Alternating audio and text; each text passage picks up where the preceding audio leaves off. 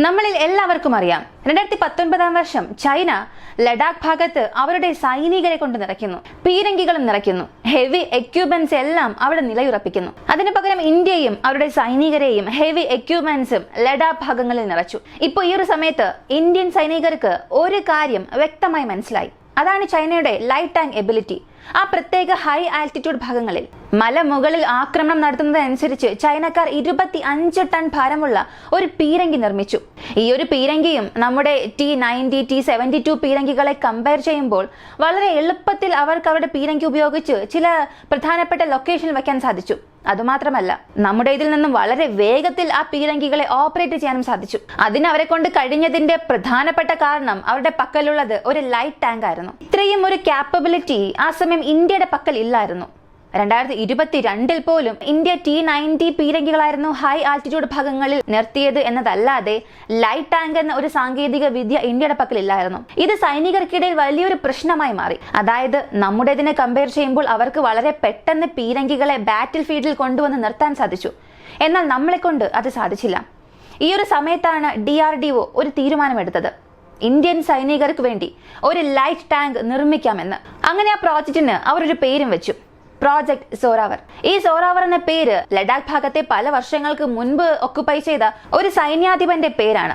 എന്നാൽ 2 വർഷത്തിൽ ഈ ഒരു പീരങ്കി DRDO നിർമ്മിക്കാൻ സാധിക്കുമെന്ന് പറഞ്ഞു. പക്ഷെ എല്ലാവരും പറഞ്ഞത് അതിന് സാധ്യതയേ ഇല്ല എന്നാണ്. എന്നാൽ അതിനപ്പുറം ഇന്ന് ഈ ടാങ്ക് നിർമ്മിച്ച് അവസാനിപ്പിച്ച് അതിന്റെ ഫോട്ടോസ്, വീഡിയോസ് എല്ലാം DRDO റിലീസ് ചെയ്തു. ഇന്നത്തെ വീഡിയോയിൽ നമ്മൾ ഈ ടാങ്ക് എങ്ങനെ 2 വർഷത്തിൽ നിർമ്മിച്ച് അവസാനിപ്പിച്ചു, ഇതിന്റെ പ്രത്യേകതകൾ എന്തൊക്കെയെന്നാണ് നമ്മൾ കാണാൻ പോകുന്നത്.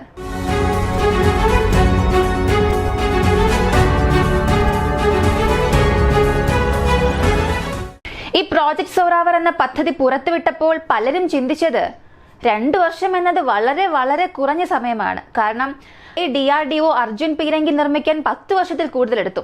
അതേ DRDOയെ കൊണ്ട് ഈ 2 വർഷത്തിനുള്ളിൽ ലൈറ്റ് ടാങ്ക് നിർമ്മിക്കാൻ സാധിക്കുമോ എന്ന് പലരും ഒരു ആശയക്കുഴപ്പത്തിലായി. എന്നാൽ ആ ചോദ്യത്തിനുള്ള ഉത്തരം ഇന്ന് DRDO നൽകിയിട്ടുണ്ട്. 2 വർഷത്തിൽ ഇവരെ കൊണ്ട് ഇതെങ്ങനെ ചെയ്യാൻ സാധിച്ചുവെന്ന് ചോദിച്ചാൽ L&T എന്ന് പറയപ്പെടുന്ന ഒരു കമ്പനി കാരണമാണ്. DRDO ഇതിനു മുൻപ് ചെയ്ത ഏറ്റവും വലിയ തെറ്റെന്തെന്ന് ചോദിച്ചാൽ എല്ലാം അവർ തന്നെ ഉൽപ്പാദിപ്പിക്കും. പുറത്തു നിന്നുള്ള ഏതൊരു പ്രൈവറ്റ് കമ്പനീസിന്റെ സഹായവും അവർ ചോദിച്ചില്ല. ചെറിയ ചെറിയ സ്ഥലങ്ങളിൽ സഹായം ചോദിച്ചു എന്നതല്ലാതെ വലിയ ഡെവലപ്മെന്റ് കമ്പനീസിൽ നിന്നും സഹായങ്ങളൊന്നും അവർ ചോദിച്ചില്ല. പക്ഷെ ഇത്തവണ ഈ പ്രത്യേക പീരങ്കി നിർമ്മിക്കുന്നതിനായി ഒരു പാർട്ട്ണറായി L&T വന്നു. ലാർസൻ ആൻഡ് ടൂബ്രോ അകത്തേക്ക് വന്നതിന് ശേഷം എല്ലാവർക്കും ഒരു വിശ്വാസം വന്നു, 2 വർഷത്തിൽ ഇത് പൂർത്തിയാകുമെന്ന്. അതുപോലെ തന്നെ അത് അവർ അവസാനിപ്പിക്കുകയും ചെയ്തു. ഇപ്പോൾ ഈ പീരങ്കി അവർ 2 വർഷത്തിൽ നിർമ്മിച്ചു അവസാനിച്ചതിന് ശേഷം ഈ പീരങ്കി സൈനികർക്ക് കൊടുത്ത് ഇത് എപ്പോൾ പ്രവർത്തനത്തിലേക്ക് പോകുമെന്ന് ചോദിച്ചാൽ ഇപ്പോൾ മിലിറ്ററി വാല്യുവേഷൻ നടക്കുകയാണ്. ആർമി പ്രത്യേകമായി 12-18 മാസം ഈ ഒരു പീരങ്കി ഓപ്പറേറ്റ് ചെയ്യും. ഈ 18 മാസത്തിനുള്ളിൽ പീരങ്കിയിൽ എന്തൊക്കെ പ്രശ്നമുണ്ട്, ഏതൊക്കെ സ്ഥലങ്ങളിലാണ് അപ്ഗ്രേഡ് ആവശ്യമാണ്, ഇങ്ങനെയുള്ള കാര്യങ്ങളെല്ലാം സൈനികർ ശ്രദ്ധിച്ച് ഈ L&T അല്ലെങ്കിൽ DRDOയുമായി ചേർന്ന് വർക്ക് ചെയ്യും. 18 മാസത്തിനുള്ളിൽ അവയെല്ലാം പരിഹരിക്കും. അങ്ങനെ പരിഹരിച്ചതിന് ശേഷം ഈ ഒരു പീരങ്കി പ്രവർത്തനത്തിലേക്ക് വരും. ഇത് കഴിഞ്ഞ് നമ്മൾ എത്ര പീരങ്കി ഓർഡർ ചെയ്യുമെന്ന് ചോദിച്ചാൽ തുടക്കഘട്ടത്തിൽ 350 മുതൽ 400 പീരങ്കികളോളം ഉണ്ടാകുമെന്ന് പറയുന്നു. മൊത്തത്തിൽ 700 പീരങ്കി നമ്മൾ ഓർഡർ ചെയ്യേണ്ടതായി വരും. ഇപ്പോൾ ഈ പീരങ്കിയുടെ പ്രധാനപ്പെട്ട മികച്ച ഒരു കാര്യം എന്തെന്ന് ചോദിച്ചാൽ ഇതിലുള്ള എഞ്ചിനാണ്. പാറ്റൺ ക്യൂമെൻസ് എന്ന എഞ്ചിനാണ് നമ്മൾ ഇതിൽ ഉപയോഗിച്ചിരിക്കുന്നത്. ഹൈ ആൾട്ടിറ്റ്യൂഡിൽ വളരെ നല്ല പെർഫോമൻസ് ഉണ്ടാകുമെന്ന് പറയുന്നു. കാരണം ഹൈ ആൾട്ടിറ്റ്യൂഡ് എടുക്കുകയാണെങ്കിൽ അവിടെ ഓക്സിജൻ കുറവായിരിക്കും. ഏതൊരു IC എഞ്ചിൻ അവിടെ കൊണ്ടുപോയി പ്രവർത്തിപ്പിക്കാൻ ശ്രമിച്ചാലും ആ IC എഞ്ചിൻ അതിന്റെ മുഴുവൻ കഴിവുകളോടുകൂടി അവിടെ പ്രവർത്തിക്കില്ല. ഇതാണ് പ്രായോഗികമായി നടക്കുന്ന ഒരു കാര്യം. -19, -20 ഡിഗ്രി സെൽഷ്യസിൽ നിങ്ങൾക്ക് ആ എഞ്ചിൻ ഓയിൽ തിക്കായ ഒരു രീതിയിലേക്ക് മാറും. അത് ശരിയാക്കേണ്ടതായി വരും. ഫ്യൂവലിൽ ഒരുപാട് പ്രശ്നങ്ങൾ വരും. ഈ ഒരു പ്രശ്നങ്ങൾ എല്ലാം മറികടന്ന് ഓക്സിജൻ എന്നൊരു പ്രശ്നം വരുമ്പോൾ ഒരു ബേസിക് എഞ്ചിനെ കൊണ്ട് അവിടെ ശരിയായി പ്രവർത്തിക്കാൻ കഴിയില്ല. ഈ ഹൈ ആൾട്ടിറ്റ്യൂഡിന് വേണ്ടി നമ്മൾ വാങ്ങിയ എഞ്ചിനാണ് പാറ്റൺ ക്യൂമെൻസ് എഞ്ചിൻ. ഇതിനു മുൻപ് ജർമ്മന്റെ എഞ്ചിൻ നമ്മൾ വാങ്ങാൻ ഉദ്ദേശിച്ചു. പക്ഷെ ആ എഞ്ചിൻ നമ്മൾ വാങ്ങിയില്ല. അതിന് പ്രധാനപ്പെട്ട പല കാരണങ്ങളുണ്ടായിരുന്നു. അതിൽ ഒരു കാരണമായിരുന്നു ശരിയായ സമയത്ത് ഈ എഞ്ചിനെ അവർക്ക് നൽകാൻ കഴിയില്ല എന്നുള്ളതാണ്. അമേരിക്കയുടെ പാറ്റൺ ക്യൂമെൻസ് എഞ്ചിൻ എന്നത് ഹൈ ആൾട്ടിറ്റ്യൂഡിന് വേണ്ടി പ്രത്യേകം നിർമ്മിച്ചതാണ്. മണിക്കൂറിൽ 70 കിലോമീറ്റർ വേഗത്തിൽ ഈ എഞ്ചിനെ കൊണ്ട് സഞ്ചരിക്കാൻ സാധിക്കും ഓൺ റോഡിൽ. ഓഫ് റോഡിലാണെങ്കിൽ 30-40 കിലോമീറ്റർ വേഗത്തിൽ ട്രാവൽ ചെയ്യാൻ സാധിക്കും. നമ്മൾ ഈ പീരങ്കി നിർമ്മിക്കാൻ ഉദ്ദേശിച്ചത് റഷ്യ ഉക്രൈൻ യുദ്ധം ഒരു മൂർച്ഛസ്ഥായിൽ പോയിക്കൊണ്ടിരുന്ന ആ ഒരു സമയത്തായിരുന്നു. റഷ്യ ഉക്രൈൻ യുദ്ധത്തിന്റെ ആ ഒരു തുടക്കത്തിലായിരുന്നു ഈ പ്രോജക്റ്റിന്റെ പദ്ധതി തന്നെ തുടങ്ങിയത്. ഈ റഷ്യ ഉക്രൈൻ യുദ്ധത്തിൽ എന്തൊക്കെ കാര്യങ്ങളാണ് പീരങ്കികൾക്കെതിരെ നടക്കുന്നു എന്നുള്ളതെല്ലാം ശ്രദ്ധിച്ച് അതിനനുസരിച്ചതുപോലെ ആർമർ കമ്പോസിഷൻ DRDO ഡെവലപ്പ് ചെയ്തു. ഈ ആർമർ കമ്പോസിഷൻ പ്രധാനമായും ഫോക്കസ് ചെയ്തത് ലോയിറ്ററിംഗ് എമ്യൂണിഷൻസ് എന്ന് പറയപ്പെടുന്ന ഡ്രോൺസിനെയാണ്. ഡൈവ് ചെയ്ത് പീരങ്കികളെ ആക്രമിക്കുന്ന ഡ്രോൺസുകളാണിവ. ഈ ഡ്രോണുകളിൽ നിന്നും പീരങ്കികളെ സംരക്ഷിക്കുന്നതിന് ആർമർ കോമ്പോസിഷൻ പ്രധാനമായും അവർ ഫോക്കസ് ചെയ്തു. അതുമാത്രമല്ല, ഈ പീരങ്കികളെ കൊണ്ടും ലോയിറ്ററിംഗ് എമ്യൂണിഷൻസ് ഓപ്പറേറ്റ് ചെയ്യാൻ സാധിക്കും. ഈ ടാങ്ക് ഓപ്പറേറ്റ് ചെയ്യാൻ 3 അംഗങ്ങളുള്ള ഒരു ഗ്രൂപ്പ് ഉണ്ടെങ്കിൽ മാത്രം മതി. ഇപ്പോൾ ഈ ഒരു പീരങ്കി നമ്മൾ സ്ട്രാറ്റജിക്കായി എങ്ങനെ ഉപയോഗിക്കുമെന്ന് ചോദിച്ചാൽ, പൊതുവെ ഹൈ ആറ്റിറ്റ്യൂഡ് വാർഫെയറിൽ നിങ്ങളുടെ പക്കൽ ഉപകരണങ്ങളുണ്ട്. അത് എത്രത്തോളം പവർഫുൾ ആയാലും അതൊന്നും വളരെ പ്രധാനമേ അല്ല. ആ ഉപകരണങ്ങൾ ശരിയായ സമയത്ത് ശരിയായ സ്ഥലത്ത് കൊണ്ടുപോയി വയ്ക്കാനാകണം. അതാണ് പ്രധാനപ്പെട്ട കാര്യം. ഇപ്പൊ പാകിസ്ഥാനുമായി ഒരു യുദ്ധം നടത്തുന്നു എന്നുണ്ടെങ്കിൽ നമ്മുടെ ഹെവി എക്യുപ്മെന്റ്സ് എല്ലാം റെയിൽ വഴിയോ ട്രക്ക് വഴിയോ കൊണ്ടുപോയി ചില പ്രധാന സ്ഥലങ്ങളിൽ പൊസിഷൻസിൽ നിർത്താൻ സാധിക്കും.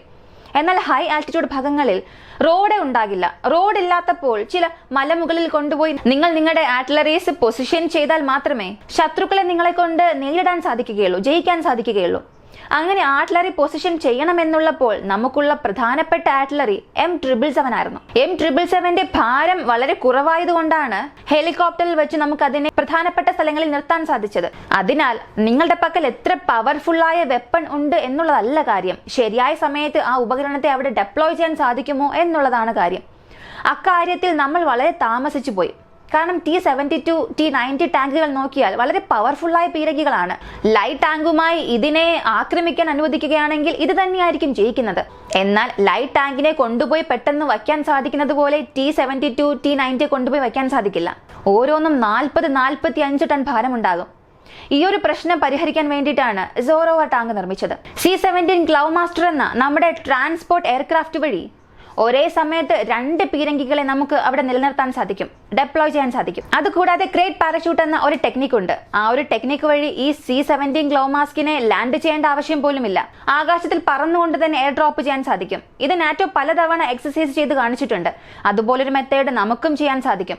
25 ടണ്ണുള്ള ഒരു പീരങ്കിയെ ആകാശത്തിന് നടുവിൽ വെച്ച് തന്നെ താഴേക്കിടാൻ സാധിക്കും. അങ്ങനെ നമ്മൾ ഉദ്ദേശിക്കുന്ന പൊസിഷനിൽ നമുക്ക് ഇതിനെ നിർത്താനും സാധിക്കും. ചിന്തിച്ചു നോക്കുക, ശത്രുക്കൾ ഒരു സ്ഥലത്തേക്ക് കടന്നു, ആ ശത്രുക്കളെ നമ്മൾ ആക്രമിക്കണം. അവർ അപ്പോഴാണ് ആ സ്ഥലത്തേക്ക് വന്നു എന്നുള്ളപ്പോൾ വ്യോമ പ്രതിരോധ സംവിധാനമൊന്നും അവിടെ കാണില്ല. ഒരു ചെറിയ സമയത്തിനുള്ളിൽ ശത്രുക്കളെ നശിപ്പിക്കണം എന്നുള്ളപ്പോൾ ഒരു C-17 ഗ്ലോമാസ്റ്ററെ കൊണ്ട് ഈ 2 പീരങ്കികളെയും ശത്രുക്കളുടെ ഫ്രണ്ട് ലൈനിന്റെ പുറകിലേക്ക് കൊണ്ട് ഡെപ്ലോയ് ചെയ്യാൻ സാധിക്കും.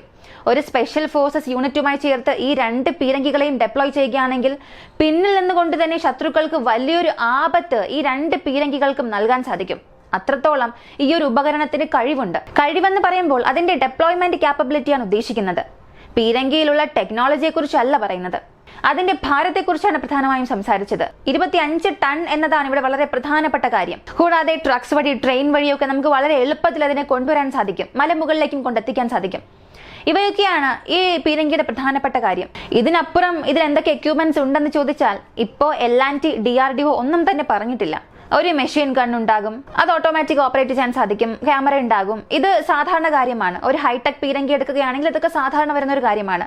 ഇപ്പോൾ ഈ പീരങ്കിയും ചൈനയുടെ ലൈറ്റ് ടാങ്കുമായി കമ്പയർ ചെയ്ത ഒരു വീഡിയോ ചെയ്യണമെന്നുണ്ടെങ്കിൽ കമന്റിൽ പറയുക, അതിനെക്കുറിച്ച് വ്യക്തമായ ഒരു വീഡിയോ തന്നെ ചെയ്യാം. ഇപ്പോൾ ഈ സോറാവർ എന്നത് എങ്ങനെയുള്ള പീരങ്കിയാണ്, ടെക്നിക്കൽ സ്പെസിഫിക്കേഷൻ എന്താണ്, ഇതൊക്കെ വ്യക്തമായ കുറച്ച് ദിവസങ്ങളിൽ നമുക്ക് വിവരം ലഭിക്കും. എങ്കിലും ഒരു കാര്യം പറഞ്ഞേ തീരൂ, 2 വർഷത്തിൽ നമ്മളൊരു പീരങ്കി നിർമ്മിച്ചു. ഇത് ഇന്ത്യൻ ചരിത്രത്തിൽ സംഭവിച്ചിട്ടേ ഇല്ല. നമ്മൾ എത്രയോ എക്യുപ്മെന്റ്സ്, പവർഫുൾ എക്യുപ്മെന്റ്സ് ഡെവലപ്പ് ചെയ്തു, പക്ഷെ 2 വർഷത്തിൽ ഒന്നും ചെയ്തിട്ടില്ല.